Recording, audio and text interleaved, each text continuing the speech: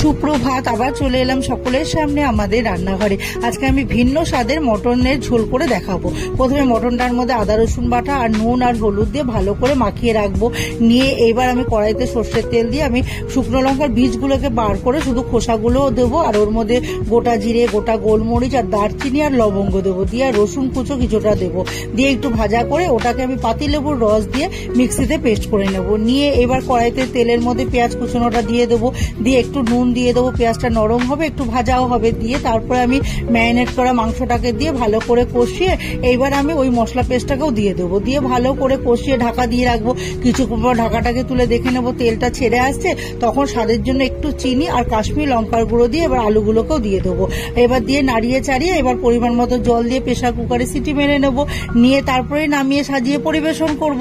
তাহলেই তৈরি হয়ে যাবে আমার ভিন্ন স্বাদের মটনের ঝোল।